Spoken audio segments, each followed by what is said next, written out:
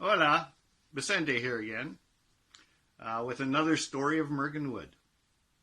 This one I call Myrgan Wood Takes a Knee. The year was AS 32 and Avical was a new principality. Its second prince and princess, Vic and Caradwin, were on the throne. It was Avical's first quad war with royalty leading the Fourth Army. The combined shires and cantons previously made up the Fourth. His Highness Vic had recently moved from Myrgan Wood to Montengard, and Her Highness was still residing in the wood. Needless to say, Avical's easternmost barony and her populace were very proud of these two. And so it was that the time for quad war open field battle had arrived. The Baron of Myrgan Wood was approached by his army, who voiced concerns over raising arms against the prince's army.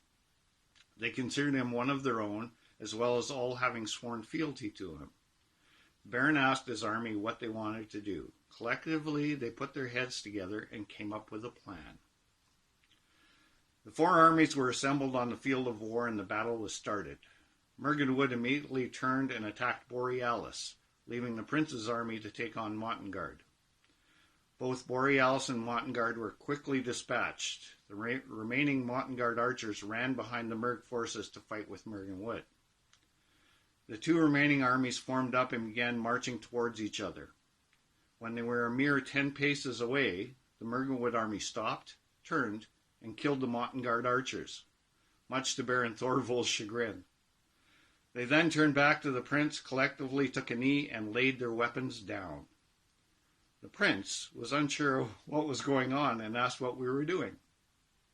The Baron told the prince that Myrgan Wood's army was in fealty to the coronet and would not raise arms against him. After conferring with his advisors, the prince turned back to Myrgan Wood and told them they have his permission to strike him.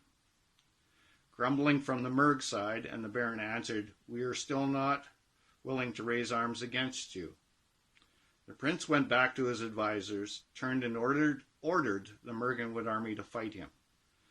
Slowly, the forces of Myrg collected their weapons, rose in place, and faced the prince's forces.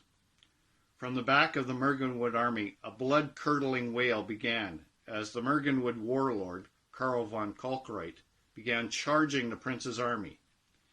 When he was 5 paces from the royal line, he turned his spear, planted the butt in the ground, and impaled himself upon it.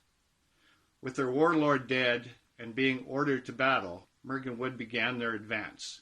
With no will or heart for this battle, the Myrgan Wood army was soon vanquished, but held their heads high, walking off the field knowing one of their own was on the throne, and they had shown him how proud they were of his achievement. The end.